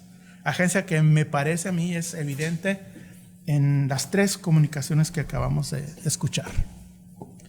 Y si ustedes tienen preguntas, reclamos que hacerle a nuestros ponentes, es hora de hacerlo ya. Gracias. ¿Quién empieza? A ver, te vi primero a ti, perdón. Luego tú. 3. Pues empecemos. Están abiertos. Buenas tardes y bueno, quiero felicitar a los ponentes pues porque nos muestran un panorama bastante amplio de diferentes geografías. Me gustaría hacerle una pregunta a Alejandra en cuanto a su trabajo, sobre todo, pues bueno, esta parte de las emociones, de la subjetividad de los migrantes. En el caso de los mexicanos en Estados Unidos, no sé si podías brevemente hablar, por ejemplo, de la parte sociodemográfica, porque más bien de las generaciones, porque aunque hay unas presentas unas entrevistas que parecen recientes, 2011, 2000, una creo que 2005, pero no sé los migrantes más o menos de qué edades. Mi pregunta va encaminada, o quizá más bien comentario, ir sobre la parte generacional. Yo veo sobre todo a los jóvenes de segunda generación, de alguna manera esa parte heredada del miedo, ¿no? Porque se encuentran, aunque ellos ya son nacidos ahí, tú lo mencionaste un poco brevemente ahí, perciben el miedo que vivieron sus padres. Entonces me lo han manifestado de que sienten esta parte de sentirse temerosos, aunque sepan que llevan ya la licencia, que son nacidos allá, porque percibieron de sus padres ese constante miedo. Entonces yo creo que esa parte es muy interesante, ¿no? Esa parte genealógica y heredar el miedo. Entonces es una parte que lo están viviendo los jóvenes muy presente. Y por otra parte, cuando tú hablas del miedo y que nos manifiestas esa parte de que, bueno, los jóvenes dicen, bueno, abren los espacios de decir, pues sí, tengo miedo, pero ya sé cómo hacerlo, ¿no? Cómo jugármela. Creo que también aquí es importante ver esa trayectoria. Los migrantes que llegamos a Estados Unidos en los 80s, el miedo era terrible, fuerte, pero ha habido una evolución en donde, por ejemplo, los Dreamers han constituido una parte muy importante, ¿no? Los jóvenes estos que han luchado, de visibilizar. Y algo que me encanta cuando dicen undocumented and unafraid, ¿no? Esa parte creo que se ha manejado en el discurso o en el imaginario colectivo de los migrantes en Estados Unidos. Creo que vemos varias partes donde sí se manifiesta esa parte de la agencia y esa parte de salir adelante y no estar avergonzado y salir de las zonas. Gracias. Bueno, también se relaciona la pregunta para la doctora Aquino, ¿qué factores intervienen para que se den esas identidades de resistencia y esas tomas de conciencia? Y en particular si están vinculadas un poco con estos factores de la edad, factores etarios, y tiene que ver con que no tanto de generacionales es mi pregunta, sino en cuestión de edad, si son más jóvenes o si hay adolescentes entre los entrevistados, ¿cuál sería su opinión al respecto? Gracias. Gracias. Merci. C'est deux questions qui sont pour Régis et Ali. Vous avez tous les deux évoqué la question des imaginaires migratoires et en évoquant différents acteurs qui les façonnent, soit les entrepreneurs de la migration, soit les réseaux sociaux, soit différents acteurs. Et le cinéma, vous n'avez jamais abordé. Alors, je parle parce que je travaille sur le cinéma, donc je fais la comparaison avec l'Égypte. Comparo con Egipto. Y el cine senegalés, yo sé que es muy rico en esta cuestión de inmigración. Si eso, si eso desempeña un papel. Y la segunda pregunta es si estas películas, entonces, si comparo con Egipto, es lo que es muy interesante en el discurso senegalés sobre la inmigración. Si se percibe como una aventura personal, Pero en Egipto los discursos es al revés, es sobre las pruebas y los riesgos. Si el discurso cinematográfico es diferente de lo que han presentado. Tomamos la de Odile y respondemos. Sí, yo tenía dos questions pour Ali et puis pour Régis. Pour Ali, c'est à propos justement des Acerca de lo imaginario y el viaje como una iniciación, como algo positivo. Si el hecho de pasar a otro tipo de migraciones en América, o norte o sur, con el alejamiento, es que si eso cambia, porque la iniciación es una iniciación para adquirir un capital, para regresar y vivir con más sabiduría y capital. Y ahora que van más lejos, que si este sistema funciona todavía. Y para Régis es más o menos la misma pregunta acerca de sus comerciantes ambulantes. Conocemos en Europa los comerciantes senegaleses y todas las redes turísticas en los lugares turísticos siempre son los mismos. ¿Qué pasa en Argentina si ellos recrean o si existe ya o si crean nuevas redes? ¿Cómo sucede? No, es que no son exactamente los mismos recursos. Bueno, sobre la primera pregunta sobre a qué generación pertenecen los entrevistados, pues todos llegaron después en la década de 2000. Las entrevistas las hice en 2005, 2006, 2010, 2011 y 2013 las últimas. Entonces son entre chicos de 15 hasta señores de 45 años. Me quise enfocar a jóvenes, ¿no? Pero también hay entrevistas a personas más grandes. Pero tienen esto, ¿no? A pesar de que algunos pertenecen a redes migratorias antiguas de los años 70, las personas que yo entrevisté migraron más o menos recientemente, entre comillas, ¿no? O sea, después del 2000. Y son de diferentes generaciones, ¿no?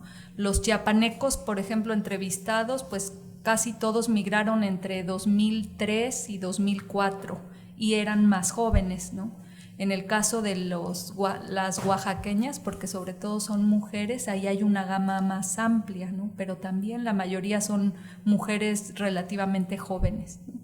Y bueno, está el caso de Abel, ¿no? Que es diferente.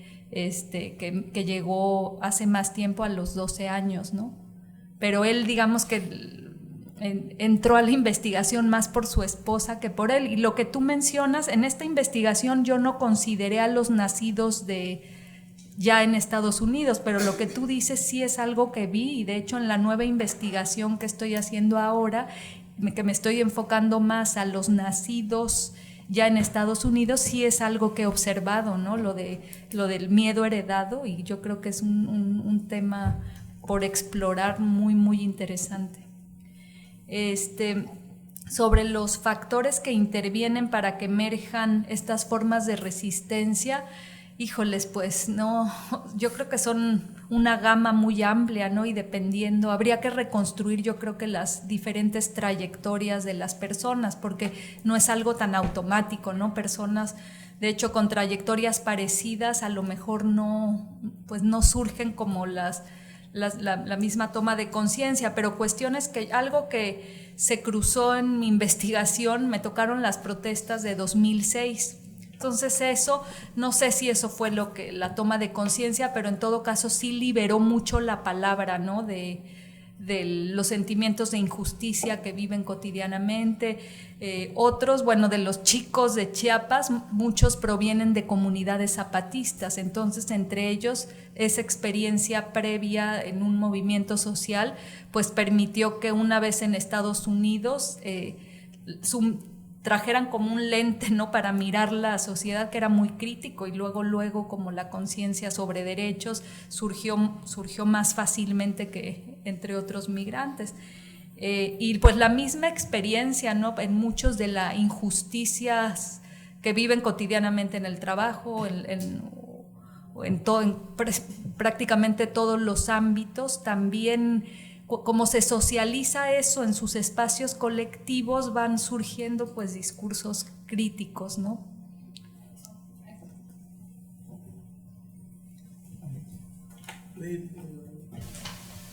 Le cinéma à travers la migration à travers le cinéma. Sobre el cine, Ça date pas d'aujourd'hui. no es de hoy. On peut prendre l'exemple de Ousmane Vamos a tomar el ejemplo Sembène, père du cinéma, del cine africano qui a fait le Barça Barça. que hizo el Basa Basa, porque cuando se fue a Europa, a Marsella, se escondió ahí con Basa Basa, Ça vient pas assez souvent à travers ces films. aunque no regresa, muchas veces es por sus películas, y es a partir de 2006 con OIM, con la OIM. Eso significa que no es a través del viaje solamente que uno puede realizarse. Entonces hay pequeñas películas que se pueden realizar que desaniman a los candidatos de la migración. Y es más recientemente, en 2008, con Musasa, es una película que se llama La Pirom, la última película senegalesa que habla de la migración. ¿Qué es lo que ha hecho esto? Que sí es todavía parte de su capital, sí, es parte del capital de los migrantes. Son los precursores. Es como en el ejército. Necesitamos sus orientaciones. Son los primeros en el espacio. Es el discurso local de los migrantes. Y en los nuevos migrantes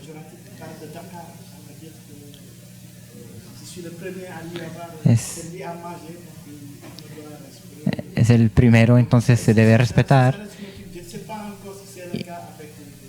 Y eso es el caso. No es el caso en América Latina.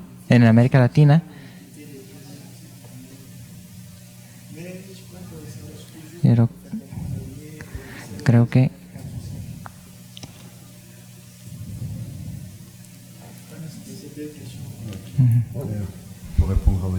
para contestar sobre los comercios ambulantes, hay lógicas similares. Tenemos los mismos mecanismos en la calle. Los procesos de negociación con actores locales son comerciantes que son inmigrantes, por ejemplo en Marsella. Se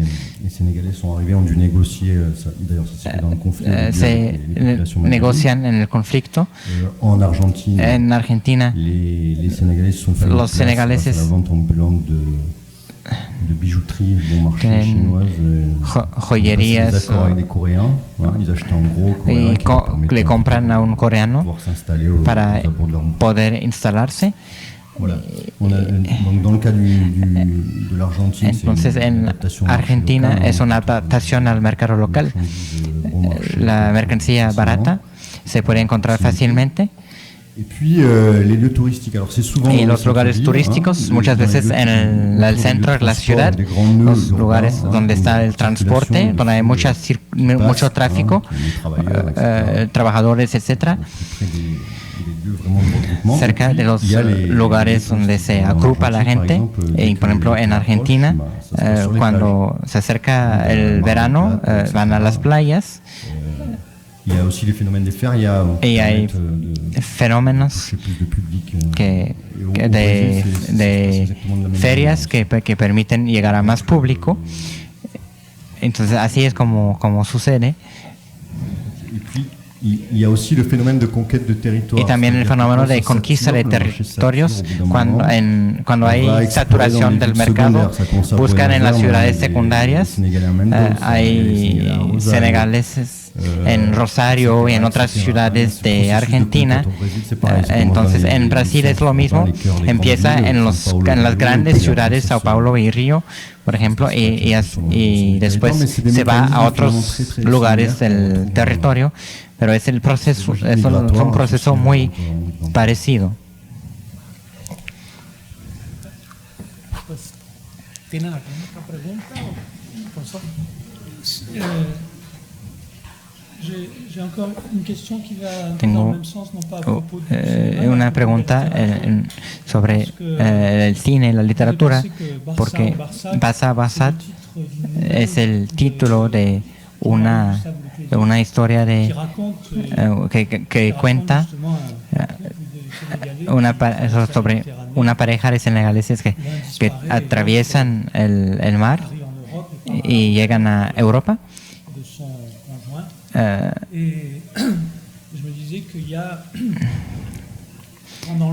Y yo decía que hay por mucho tiempo esos flujos que ha sido la literatura, y poco a poco hemos tenido en Francia, pero en Europa también, la llegada de la migración como algo literario.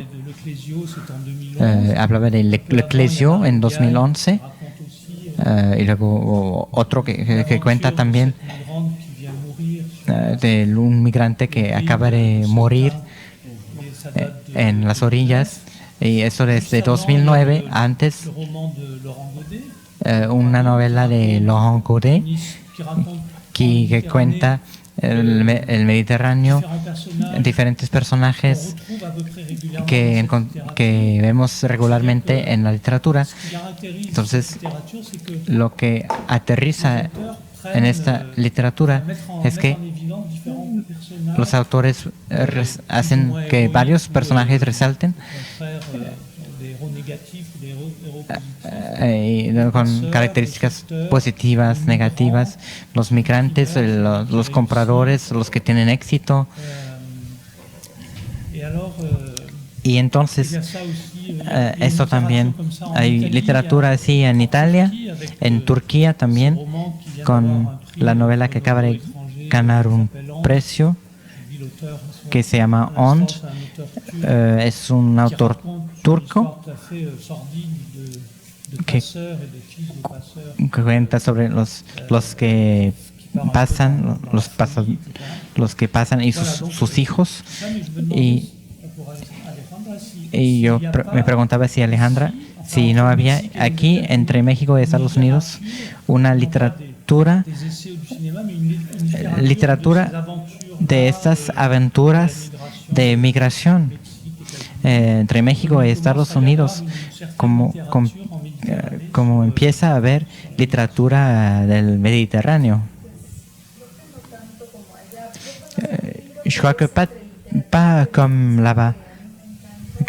Il y a un livre que j'aime beaucoup, ça s'appelle Cruzando la frontera. C'est un roman.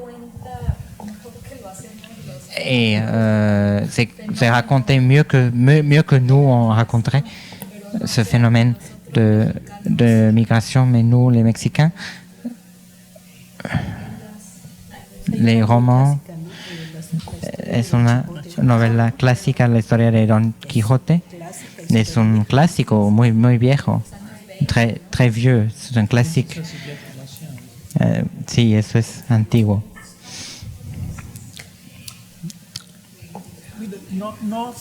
A mí me parece que no se ha desarrollado la literatura específicamente. En la literatura, en la literature spécifique, il y a des romans. Carlos Fuentes, lui, il a un roman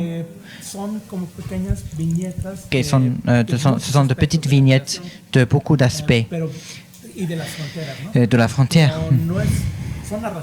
Mais ce sont des... Yo creo que no hay una literatura sobre migración. Conozco algunas novelas editadas por hijos de mexicanos nacidos en Estados Unidos que han hecho novelas sobre la vida cotidiana del otro lado de la frontera, mexicanos que están en Arizona o en Texas, y no más. En México no. Y me pregunto si no, hablando de imaginarios, en el imaginario mexicano, bueno, voy a hacer una generalización tremenda, pero como que por mucho tiempo el migrante estuvo como algo estigmatizado, ¿no? El que se iba, el que dejaba el país. Bueno, ya tiene muchas décadas que eso ha ido cambiando, pero yo me pregunto si no tiene que ver también con que pues no ha sido un tema que despierte tanto interés, a pesar de ser un fenómeno tan presente en nuestra sociedad, ¿no? Que no ha sido como algo que los escritores elijan como tema. Sí, pero al contrario, por otra parte más bien, si bien no está presente en la literatura, sí está presente en el cine y en la música. El cine y la música sí hay mucha producción, sobre todo en música. Sí, música popular, claro, sí. Gustavo, hay otro libro clásico, escrito por un sociólogo, que se llama La casa dividida, ¿no? Oh. ¿Tú lo conoces, no? Creo que lo leí alguna vez. Sí, bueno, sí, sobre música sobre todo hay mucha. Claro, hay un cancionero que se llama así precisamente, El río Bravo es charco, es un cancionero de la migración. Sí, yo creo que para contestarle a Michelle sería importante hablar de toda esa literatura popular, que esa sí es súper desarrollada sobre este tema, no como literatura como quizás lo que tú mencionas ahora, pero sí la música es inmensa sobre el tema, y la música, la letra, o sea, realmente es una narrativa colectivamente elaborada muy... Sí. Es cierto que la literatura escrita sí, que ahorita menos idea tenemos, pero que lo hay, debe haber, o la literatura chilena debe haber. Chicana, pero no Chicana, sí, pero retomando, incluso hay escuelas especializadas, literatura de mujeres chicanas, pero jóvenes chicanos, pero ya de recientes en Estados Unidos. Bueno, pues si hay algún aficionado a la literatura aquí, ya tiene temas para una novela. Dolores, instrucciones.